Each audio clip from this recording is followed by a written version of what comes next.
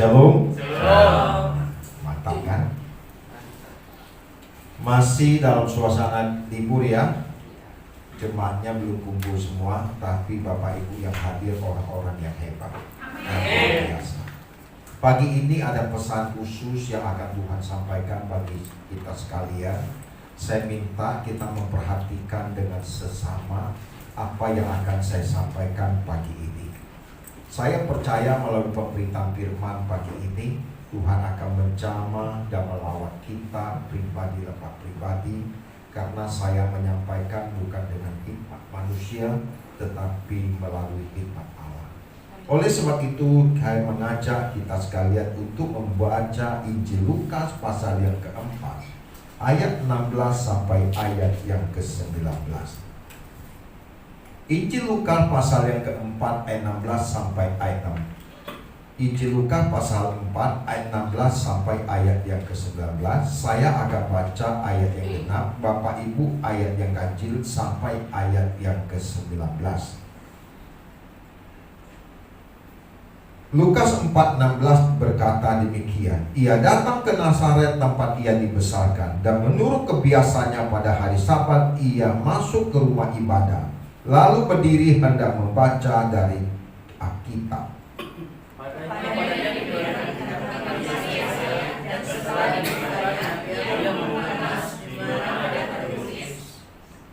Roh Allah, Roh Tuhan ada padaku, oleh sebab ia telah mengurapi aku untuk menyampaikan kabar baik kepada orang-orang miskin, dan ia telah mengutus aku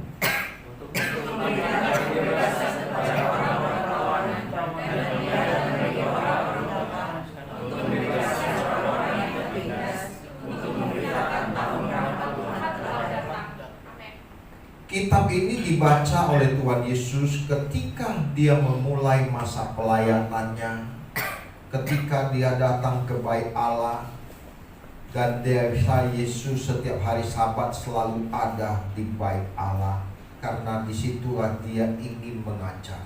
Suatu ketika dalam perjalanan di keramaian, ternyata Tuhan Yesus harus terpisah dengan orang tuanya. Kemudian orang tuanya mencari kemana anak ini. Pada waktu itu Yesus masih umur 12 tahun. Tetapi ketika orang tuanya Yusuf dan Maria, ternyata Tuhan Yesus sedang di bait Allah. Dan ketika di bait Allah, Tuhan Yesus membaca nas ini yang terambil dari kitab Yesaya. Sebelum Tuhan Yesus lahir, di dalam Yesaya 61 ayat 1 sampai yang kedua dan seterusnya, kita membaca bahwa ada sosok atau pribadi yang akan datang untuk melawat bangsa Israel pada masa itu. Karena masa itu adalah masa yang sulit bagi bangsa Israel, karena bangsa Israel sedang hidup dalam penjajahan di Roma, dan mereka dalam tawanan, dalam tekanan. Tetapi Tuhan Yesus hadir pada zaman itu untuk memberitakan kabar baik bahwa Roh Tuhan ada padanya.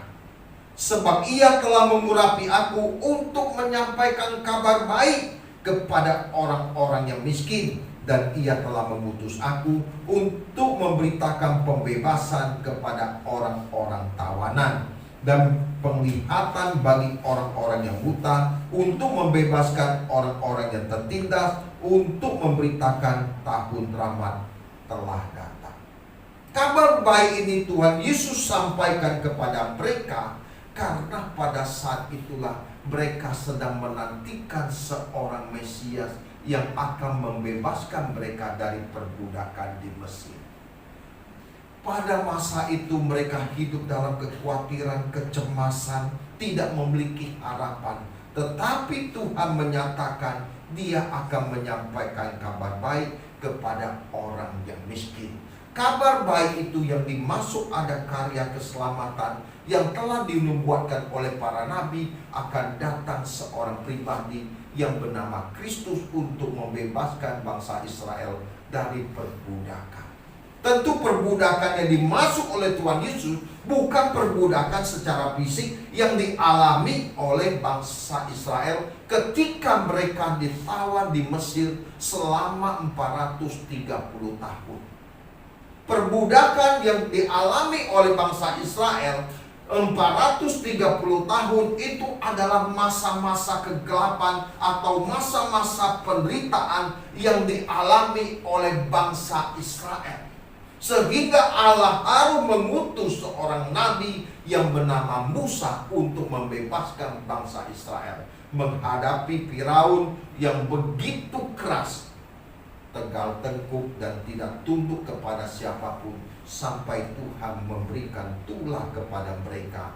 Tulah pertama, tulah kedua, sampai tulah yang ke-10, dengan diiringi kematian anak sulung dari seluruh bangsa Mesir, dari anak Firaun sampai seluruh pejabat-pejabat maupun pegawai-pegawainya. Dengan kematian anak sulung inilah Firaun akhirnya membebaskan bangsa ini dari perbudakan. Setelah itu juga Firaun juga tidak puas, mereka mengerahkan tentaranya untuk mengejar bangsa Israel. Dan tibalah mereka dalam keadaan yang terjepit, di mana tidak ada pertolongan. Karena di sana kita melihat ke depan ada laut Samudra Raya yang begitu luas. Sementara di belakang tentara Firaun dengan tentaranya, dengan keretanya, dengan tombak dan tebingnya siap membantai bangsa Israel. Tetapi di tengah keadaan demikian pun Tuhan menyatakan kuasa dan kemuliaannya dengan mendatangkan angin bertiup yang begitu kencang, sehingga laut Teberau itu terbelah menjadi dua dan sekelilingnya menjadi tembok, sehingga bangsa Israel bisa berjalan di tengah-tengah lautan.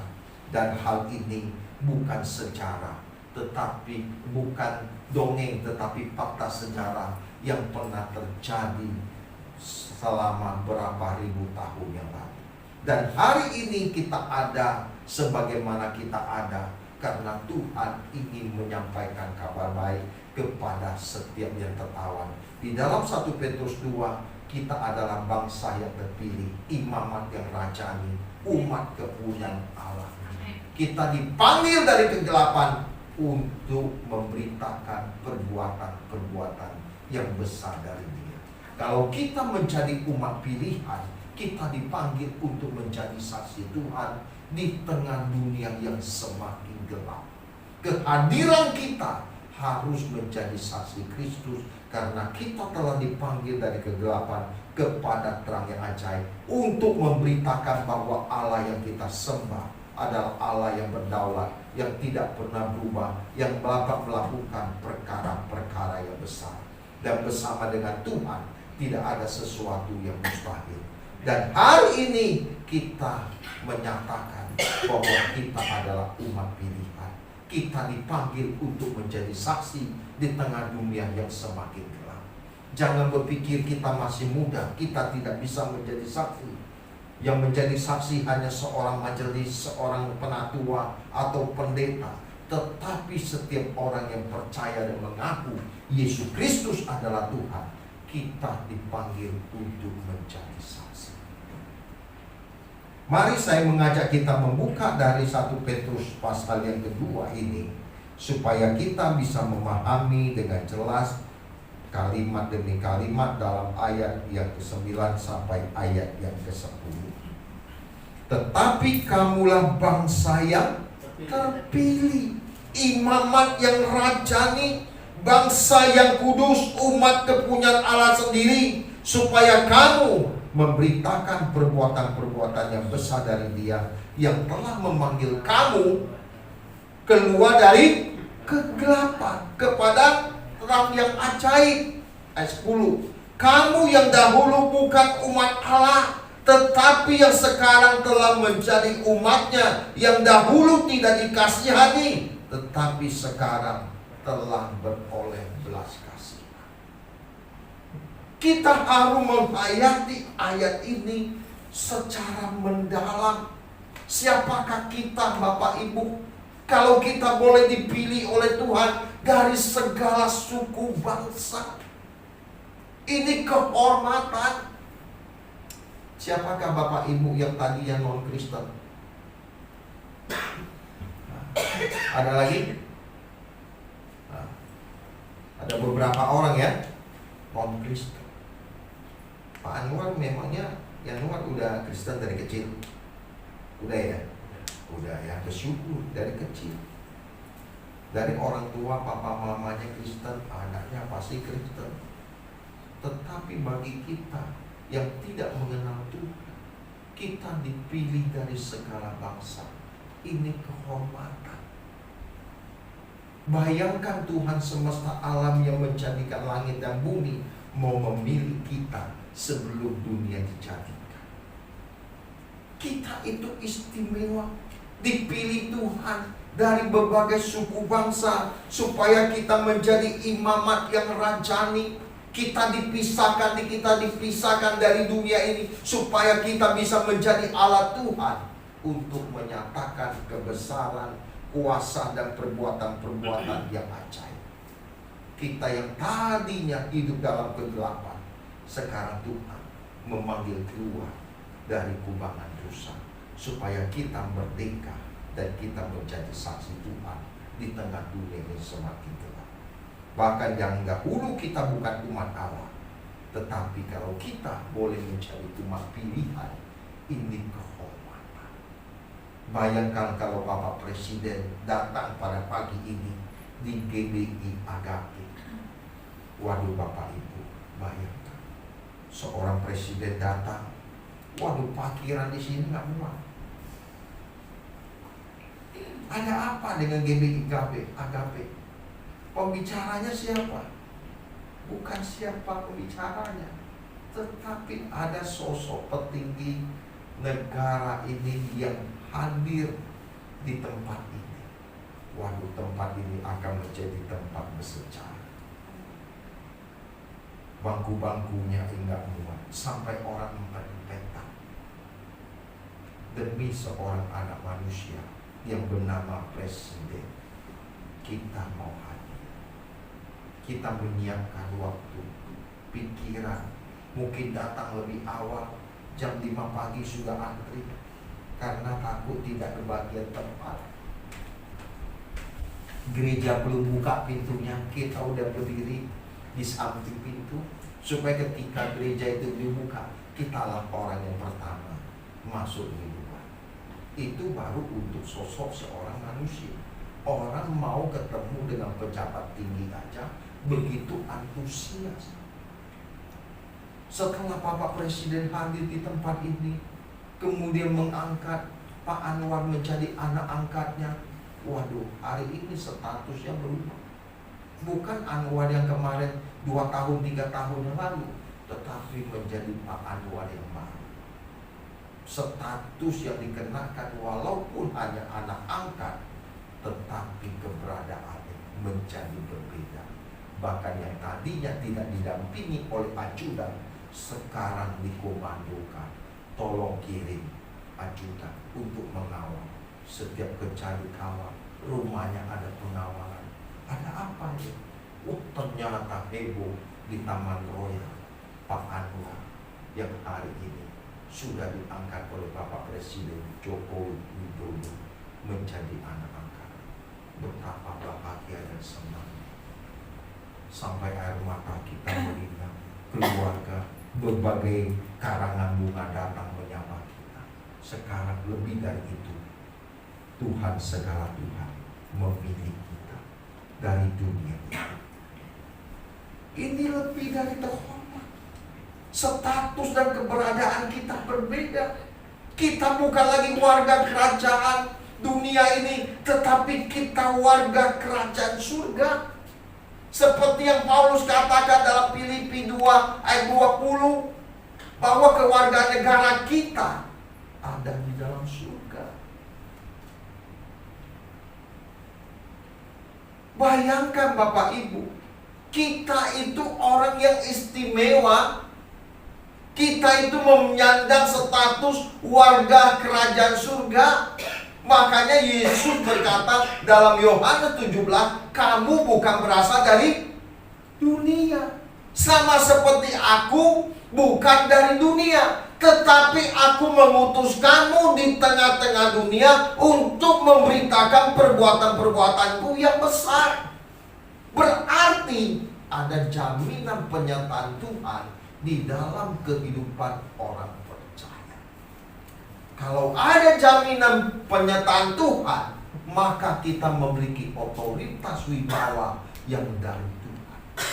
Makanya Kisah Rasul 1 ayat yang 8, kamu akan menerima kuasa kalau Roh Kudus turun ke atas kamu. Kamu akan menjadi saksiku di Yudea, Samaria, sampai ke ujung bumi.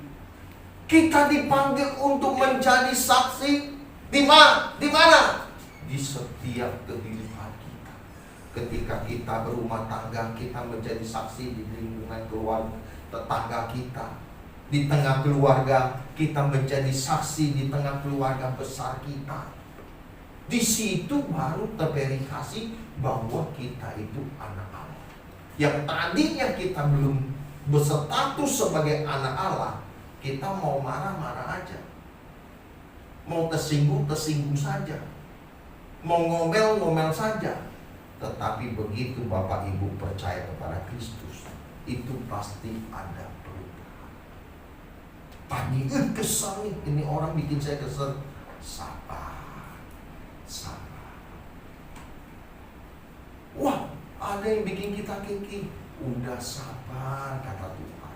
Sabar sih, sabar Tuhan, tapi dia lukai saya. Ya, kamu harus mengalah, kamu harus mengampuni. Iya, mengampuni sih mengampuni, tapi berapa kali Tuhan? Oh, 7 kali 70 kali. Waduh, banyak amat Tuhan. Artinya tidak terbatas. Itu latihan. Karena kita diproduksikan menjadi anak Allah. Hidup kita harus agung dan mulia. Tidak sama dengan dunia ini. Kalau dunia membalas kejahatan dengan kejahatan, tetapi kalahkan kejahatan dengan kebaikan. Mudah gak Bapak Ibu?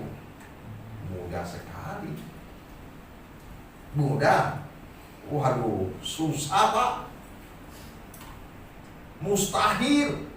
Tapi lah ini yang Tuhan mau kita lakukan. Karena Tuhan Yesus pun telah mengampuni kita. Dia tidak memperhitungkan keadaan kita, kesalahan kita, dosa kita. Sejauh timur dari barat, pelanggaran kita tidak diingat. Beberapa minggu yang lalu kita merayakan Jumat Agung dan Hari Paskah. Kita memperingati pengorbanan anugerah yang telah dikerjakan oleh Kristus 2000 tahun yang lalu. Tanpa karya salib Bapak Ibu, tidak seorang pun layak dan berkenan di hadapan Tuhan. Dan kalau kita ada hari ini sebagaimana kita ada, itu hanya oleh anugerah Tuhan. Terimalah anugerah Tuhan dengan hidup kita bertanggung jawab untuk semakin hidup berkenan, semakin kudus, tidak bercacat, tidak bercela, supaya kita mempersembahkan buah-buah kehidupan kita untuk memuliakan Tuhan. Kembali kepada kitab Yesaya 61, kita membaca ayat pertama sampai ayat yang kedua. Dalam Yesaya 61 ayat 1 sampai kedua dikatakan demikian. Roh Tuhan Allah ada padaku, oleh karena Tuhan telah mengurapi aku. Ia telah mengutus aku untuk menyampaikan kabar baik kepada orang-orang sengsara, untuk melawan orang-orang yang remuk hatinya.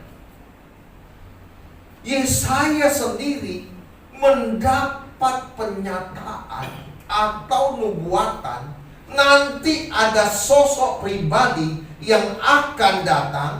Dialah yang merawat orang-orang yang di dalam keadaan dalam penderitaan. Jadi ini adalah kabar baik yang disampaikan kepada orang-orang sengsara dan melawan orang-orang yang remuk hatinya. Bahkan memberitakan pembebasan kepada orang-orang tawanan, kepada orang-orang yang terkurung, kelepasan dari penjara. Ini menunjukkan keadaan manusia sebelum memiliki kemerdekaan di dalam Tuhan. Kita semua masuk dalam tawanan kuasa kegelapan. Kita terikat dengan dosa, terbelenggu oleh dosa, terbelenggu dengan berbagai kesulitan masalah. Dan belenggu-belenggu ini yang bisa melepaskan kita tidak ada dan tidak bukan selain hanya oleh Yesus Kristus.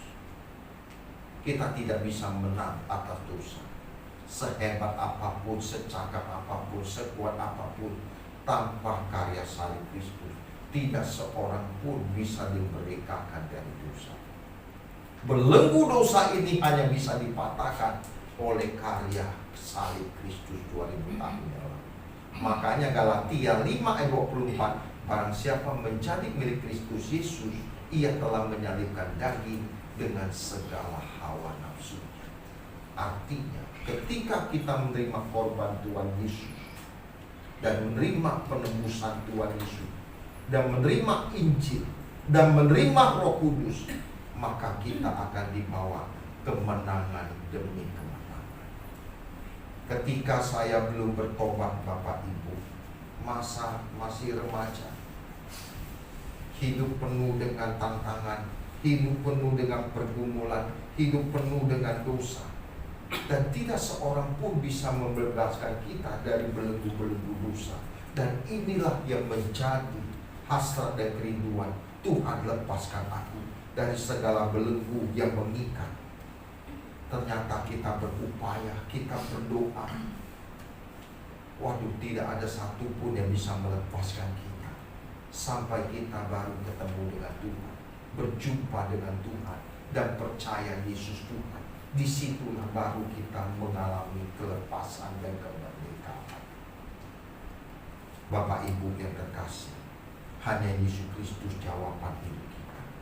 Dia ingin membebaskan kita dari berbagai kesulitan, berbagai keadaan yang menghimpit kita. Mungkin saat ini kita datang dengan permasalahan, kesulitan, pergumulan yang tidak kunjung selesai.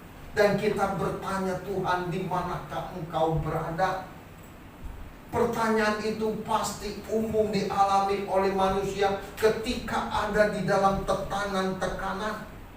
Dan ternyata Tuhan seolah-olah berdiam diri, tidak menunjukkan tanda-tanda pertolongannya. Apakah di saat-saat seperti itu kita menantikan anugerah, pertolongan, dan rahmat Tuhan? Sebagai hamba Tuhan, saya ingin menyatakan kita harus mempercayai apa yang dikatakan oleh Alkitab, bahwa janji Tuhan ya dan amin. Bahwa Dia Allah yang tidak pernah meninggalkan kita sedetik. Bahkan di dalam Alkitab, sekalipun orang tua kita boleh melupakan kita, tetapi Tuhan tetap menyambut kita. Di tengah pergumulan hidup, percaya Tuhan hadir, dan Tuhan ingin membawa kita terbang, semakin mengenal dengan Dia. Justru persoalan hidup, tantangan hidup, pergumulan hidup, Tuhan izinkan terjadi dalam hidup kita untuk kita berjalan dengan Tuhan. Tidak ada orang yang hebat dalam hidup ini, jalan hidupnya mudah. Perhatikan orang-orang yang hebat, pasti diproses oleh Tuhan dengan tantangan, dengan kesulitan, dengan pergumulan. Kita mau dijadikan Tuhan itu emas murni, itu harus dibakar dengan perapian yang bernyala-nyala, supaya dipisahkan mana emas maka bukan emas, supaya kita menjadi emas yang murni di hadapan Tuhan. Tetapi ketika dalam proses itu, waduh, rasanya kita mau berkata, Tuhan, aku tidak mampu, aku tidak sanggup. Tetapi kalau kita melerakan, kita dibentuk oleh Tuhan menjadi bencana yang indah. kita mempercayakan Dia tidak pernah melukai kita. Dia Sang Penjunan Agung. Dia Sang Penjunan Agung. Mungkin hari ini kita tidak diperhitungkan, kita tidak dianggap, bahkan kita dilukai, dilecehkan. Tetapi saya mau katakan, Tuhan tidak pernah meninggalkan. Kita mengambil contoh dari kisah Daud.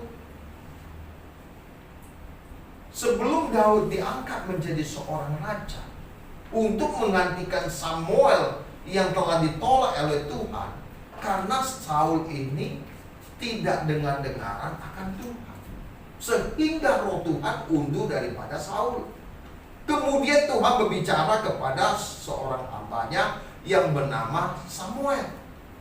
Kamu pergi ke rumah Isai, aku akan mengganti dan menunjuk dari keturunan Isai untuk menggantikan Saul menjadi raja.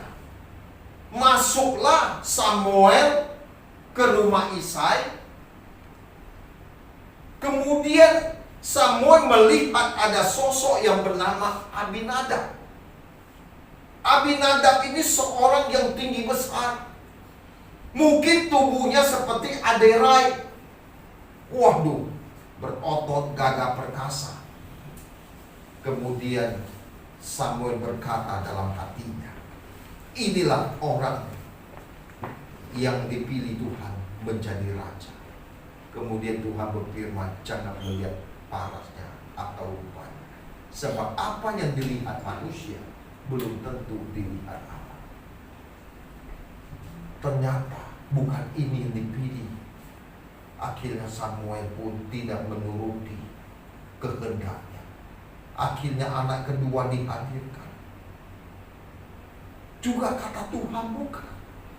Anak ketiga dihadirkan, juga bukan. Anak keempat dihadirkan, pasti ini. Ternyata kata Tuhan bukan. Sampai anak yang keenam. Waduh, ini kali anak yang keenam, pasti. Ternyata kata Tuhan tidak. Akhirnya tinggal yang terakhir di ruangan itu, di rumah Isai yang ketujuh. Ini pasti dipilih oleh Tuhan. Ternyata kata Tuhan bukan. Bagaimana mungkin Tuhan? Ini gak ada yang dipilih. Tapi apa yang terjadi? Sampai Samuel berkata kepada Isai, inikah anakmu semuanya? Oh iya Tuhan, masih ada satu, Pak Samuel, Daud, tapi masih muda, sekia, masih kemerah-merahan, enggak mungkin. Coba kamu panggil dia pulang. Sampai kokohnya pergi ke ladang. Karena Daud sedang mengembalakan kambing domba. Kerjanya mengembalakan kambing domba, tidak dianggap, bahkan tidak dianggap oleh orang tuanya sama kakak-kakaknya sendiri. Tapi disitulah Daud belajar bergaul dengan Tuhan di padang belantara, di padang gurun. Ketika dia mengerjakan pekerjaan yang dipercayakan Tuhan kepadanya, walaupun mengembalakan kambing domba, disitulah Daud melatih dirinya bergaul dengan Tuhan. Sehingga suatu hari kelak dia bisa mengalahkan Goliat, karena dia sudah terlatih untuk mencari-cari singa yang berusaha menekan domba yang digembalakan oleh Daud. Akhirnya Daud dipanggil ke rumahnya, masuk ke rumah Isai. Apa yang dikatakan roh Tuhan? Urapi. Hari itu juga Daud diurapi oleh raja. Secara status dia menjadi raja, tetapi dia belum duduk di istana kerajaan. Dia masih dikejar-kejar oleh Saul, bahkan mau dibunuh. Dari hal ini mengisyaratkan kepada kita, sekalipun kita tidak diperhitungkan hal ini, jangan kita menjadi kecewa, sebab kita tidak berurusan dengan manusia, sebab kita melayani Tuhan semesta alam. Justru di tengah kekecewaan itulah kita harus menguatkan iman percaya kita. Allah yang kulayani adalah Allah yang hidup. Allah yang kupercaya, Allah yang tidak pernah meninggalkan kita. Makanya Tuhan Yesus hadir. Dia memberitakan kabar baik kepada orang-orang yang sengsara, merawat orang-orang yang remuk hatinya, yang di dalam tekanan, yang di dalam kesulitan, di dalam pergumulan, yang bisa membebaskan kita. Ketika Roh Allah hadir di tengah-tengah kita, maka segala belenggu-belenggu itu akan dibebaskan. Kepada Bapak Ibu yang terkasih dalam Tuhan, jadilah saksi kita di tengah dunia yang semakin gelap. Hari ini kita hidup di penghujung akhir zaman. Kita tidak tahu kapan akhir perjalanan kita akan tiba. Tetapi suka atau tidak suka, dunia ini terus akan maju dan bergerak tanpa bisa dihentikan.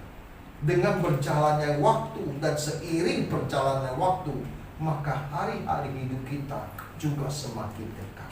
Kita yang tadi yang muda akan menjadi tua, dan kita yang sudah dewasa muda akan menjadi opa dan oma suatu hari kelak.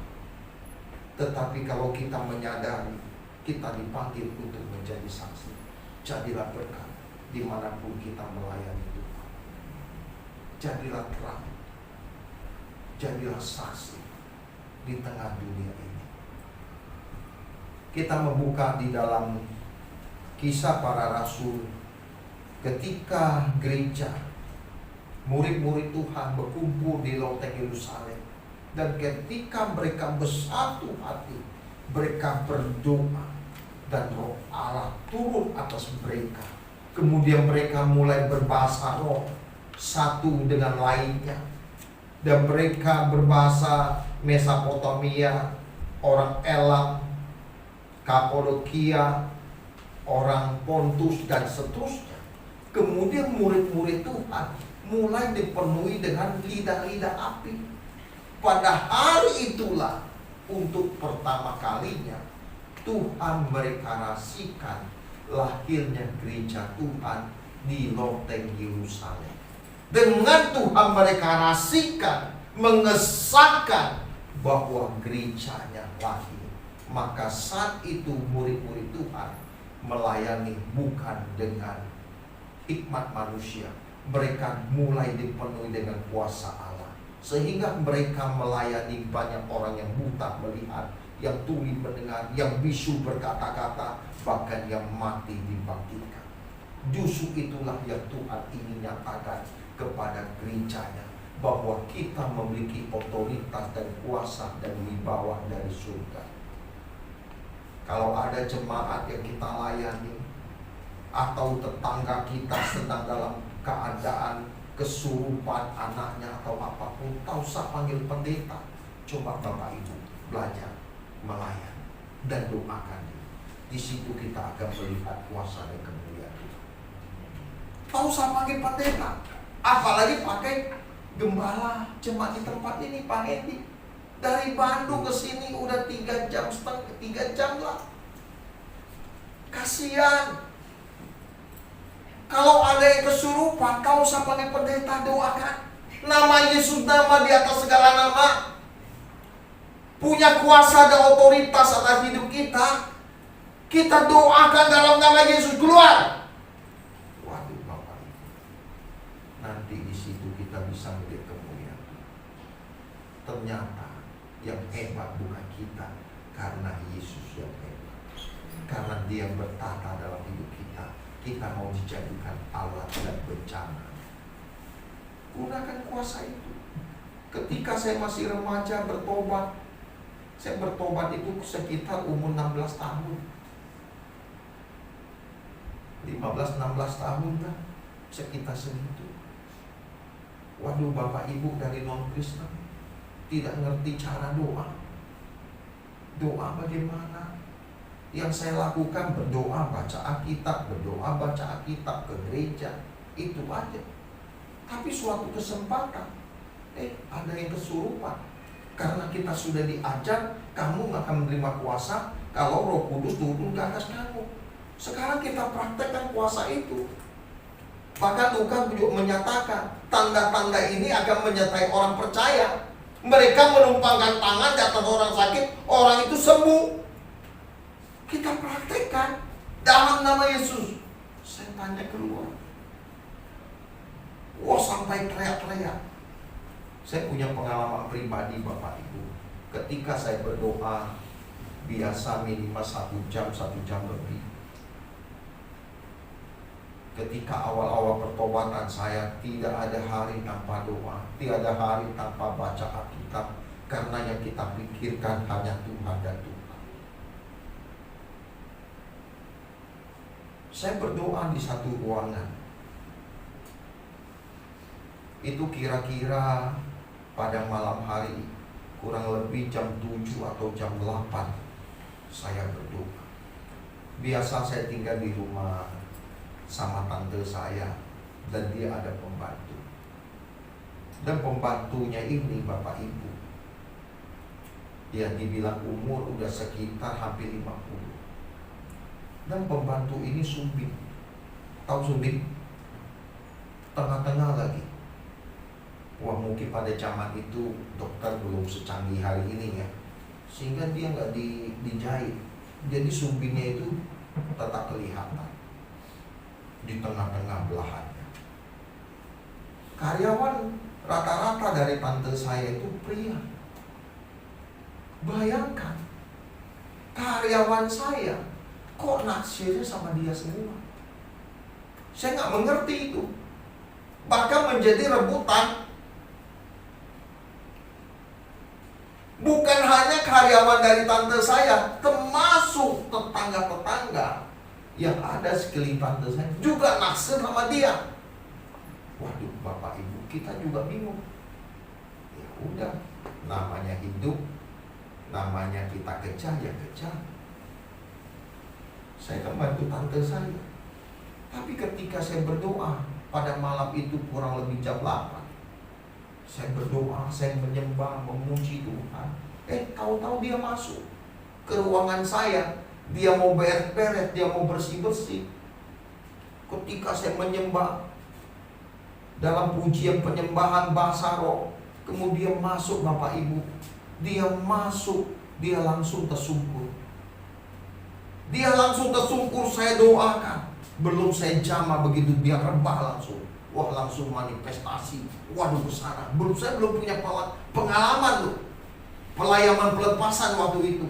Waduh, rebah, teriak-teriak. Waduh, tenaganya kuat banget. Saya bilang, dalam nama Yesus, diam. Diam. Saya ikat engkau dalam nama Yesus, diam. Waduh, dia ngamuk lagi. Waduh, bingung. Waduh, aku haus, aku panas. Waduh, aku bingung juga. Akhirnya bekas pel dia Bapak Ibu. Dia minum airnya, saya pikir, waduh kasihan juga ya, saya biarin aja dia minum. Karena saya mau lawan gak bisa, tenaganya kencang banget, saya sendirian. Akhirnya dia minum. Iya, tambah jadi Bapak Ibu, tambah kuat. Mestinya gak boleh kasih minum. Saya tengking-tengking. Ternyata doa Bapak Ibu itu pengalaman pelepasan paling lama saya layani. Itu bisa kurang lebih 2 jam lebih. Bayangkan, susuknya banyak banget keluar Bapak Ibu. Susuknya ada yang di sini, ada yang di sini. Waduh, pantasan aja pria-pria pada tepan naksir sama yang wanita yang pakai susu ini. Walaupun jelek-jelek jadi manis ketika dipakai susu. Tuhan mau pakai kita menyatakan kuasa dan kemuliaan. Jangan pandang diri kita itu kecil. Jangan pandang kita itu tidak punya apa-apa. Justru kita telah dipanggil dari kegelapan kepada terang yang ajaib untuk memberitakan perbuatan-perbuatan tangannya. Mulai hari ini kita mau deklarasikan kuasa Tuhan, kemuliaan Tuhan lewat hidup kita. Jadilah saksi Tuhan di tengah dunia yang semakin dekat. Ya, kita mau doakan orang yang sakit. Ada tabib di atas segala tabib, dokter di atas segala dokter, Tuhan di atas segala Tuhan. Percaya Roh Tuhan yang ada pada kita lebih besar dari segala roh yang ada di dunia. Jangan dipikir pendeta-pendeta yang sudah khotbah di mimbar, mereka nggak takut. Kadang-kadang kalau untuk pelepasan, pelayanan, ngusir-ngusir setan, disuruhnya saya. Wah, jangan saya lah. Ini kan namanya peperangan rohani loh. Jangan main-main. Saya pernah ke rumah orang. Waduh, kalau saya ceritakan waktunya habis. Saya ke rumah orang. Waduh, ini rumahnya nggak sejahtera. Walaupun saya nggak bisa melihat secara kasat mata, tapi saya bisa merasakan. Salah satu adik dari istri saya, dia bisa melihat. Kalau kita disertai Tuhan Bapak Ibu, ketika kita masuk ke rumah seseorang, itu setan itu pasti minggir. Pasti minggir. Wah, begitu kokasan jalan ke sini, di tangga tadi ada kokasan ke sana, kita belum doa aja dia udah minggir. Waktu saya mau memberkati rumah si Cencen, saya masih ingat, orang gereja kita minggir. Kita punya otoritas kuasa dari Tuhan, dan kuasa itu Tuhan berikan kepada gerejanya. Jangan kita bergereja cuma sekedar bergereja. Sudah saatnya kita bangkit, jadi saksi, nyatakan kemuliaan Tuhan. Sebab Tuhan mau pakai kita untuk kemuliaannya, supaya melalui perbuatan-perbuatan yang besar, mereka yang tidak percaya boleh melihat tanda itu. Sekarang kita mau jadi berkat di tengah orang lain. Bagaimana? Salah satunya karunia-karunia itu. Wah, tetangga ini, kalau untuk Konghucu ya Bapak Ibu, saya dari Konghucu dulu, tusuk sini, nembus ini dicabut, enggak berdarah. Coba kalau pendeta disusuk, tembus ini, langsung ke rumah sakit. Benar gak? Pendeta itu manusia dicubit dua sakit. Saya makannya juga nasi Bapak Ibu, bukan makan beling. Coba saya dari Konghucu, ditusuk dari sini, kayak Singkawang ini tembus ke sini, dicabut gak luka. Jalan di atas bara, kakinya gak ada yang jadi apa? Terkupas begitu.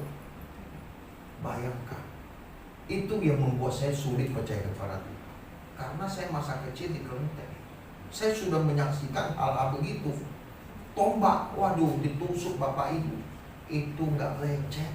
Pisau, wah, digores-gores. Jangan cuma kita bangga mujizat ada di Kristen, betul, tapi di agama-agama lain mujizat juga ada. Justru kita punya mujizat lebih hebat. Kita nggak butuh syarat apapun, asal lu hidup benar, hidup suci, hidup dalam doa, melakukan firman, kamu punya otoritas dan kuasa. Sehingga nanti ketika ada orang yang kesurupan, jangan panggil pendeta. Ini kesempatan Tuhan berikan kepada kita untuk kita praktek. Praktek! Ya, kalau di kantor juga begini. Praktek. Tahu usah panggil pendeta, kamu punya kuasa. Walaupun kamu masih muda, kamu bukan pendidikan teologi, tapi kalau kamu disertai Roh Allah, lihat kuasa Tuhan. Adik ipar saya Bapak Ibu, ketika dia pacaran dengan adik saya, dia kan Konghucunya berat sekali. Termasuk yang menghinggapi dia itu Dewa Kuan Im. Benar-benar Dewa Kuan Im. Keluarganya semuanya Dewa Kuan Im. Saya kan pulang ke Pekanbaru Riau. Orang tua saya di sana, ada adik saya masih di situ. Ya, namanya dia masih pacaran. Saya udah bilang sama adik, lu jangan carilah orang yang Buddha atau yang apa, seiman lah kalau bisa. Ya, namanya udah jatuh cinta susah juga ya. kita larang dia, tapi saya ya cuma berdoa aja, kalau bisa carilah dan seiman. Tapi seiring waktu saya kan pulang ke sana mengunjungi orang tua saya. Nah, dia main di rumah adik saya. Saya masuk. Begitu saya masuk, saya salamin. Ini kenal, namanya Ayu. Ini Koko Ale. Ayo. Begitu saya salaman Bapak Ibu, apa yang terjadi? Dia merasa ada aliran kuasa, ada setrum yang mengalir. Dan saya tatap mata dia nggak berani menatap saya. Hari itu saya tahu ini di dalam dirinya ada yang nggak beres. Saya doakan terjadi pelepasan. Waduh, guling sana guling sini, ternyata roh harimau di dalam dirinya. Saya bebaskan, saya doakan, guling-guling. Akhirnya dia dipulihkan dan saya bimbing dia terima Tuhan, dia diselamatkan. Sampai hari ini dia melayani Tuhan di gereja GBI yang ada di Bengkalis. Bayangkan papa mamanya sudah buat, dia kerja di perusahaan paling lama 2 bulan 3 bulan. Kenapa? Setiap dia kerja, dia manifestasi di tempat kerja dia. Sehingga orang kantor, bos, pimpinan, waduh kayaknya kamu gak bisa kerja lagi di sini. Bikin orang susah, kesurupan terus. Tidak ada yang bisa menolong dia. Bahkan dia sudah dibawa ke taipak yang paling tinggi. Tolong doakan anak saya supaya dia tidak kesurupan. Enggak bisa. Ternyata dia ketemu saya doakan. Dia mengalami kelepasan. Sampai detik hari ini tidak pernah kapok. Sampai orang tuanya kan semua orang muda. Ya, kalau memang Yesus bisa melepaskan kamu ya gak masalah. Apa yang terjadi? Hari ini dia melayani Tuhan. Kita mau dipakai Tuhan. Persiapkan hidup kita dan untuk kemuliaan. Ya, jangan pikir kita muda, saya lebih muda dari kamu waktu itu. Tapi saya sudah usir setan, mendoakan orang yang kakinya panjang pendek sebelah. Orang ini dipenuhi Roh Kudus. Wah, saksikan kuasa Tuhan. Saya nggak tahu kenapa saya menyampaikan firman hari ini. Biasanya kok bahasanya model begini ya kan? Tapi ketika saya dalam perjalanan dan saya doa pagi, Tuhan mengingatkan saya Yesaya 61 ayat 1 sampai yang kedua. Saya tidak ada persiapan yang saya ketik, saya tulis, tidak. Saya cuma mengalir. Tuhan mau tuntun saya, mau pimpin saya percaya GBI Agape akan dipersiapkan menjadi perwira-perwira Tuhan. Melalui tempat ini tanda-tanda heran dan mujizat terjadi. Kalau tanda-tanda heran mujizat terjadi dan nama Tuhan dipermuliakan, maka dia akan menarik jiwa-jiwa datang ke tempat itu. Oleh sebab itu kita persiapkan diri kita untuk hidup kudus, tidak bercacat, tidak bercela, hidup dalam persekutuan dengan Tuhan, menjaga hati pikiran kita dan tetap rendah hati. Ketika kita dipakai Tuhan, jangan kita menunjukkan kita lebih hebat. Sama seperti kita diberi karunia cuma-cuma, kita juga berikan dengan cuma-cuma. Tidak ada yang istimewa di antara kita. Yang menjadi kita berbeda, bagaimana kita berbayar harga untuk bergaul dengan Tuhan dan taat serta melakukan kebenaran. Biar melalui nasihat kebenaran firman Tuhan pada kesempatan siang hari ini, Tuhan memberkati kita sekalian. Amin.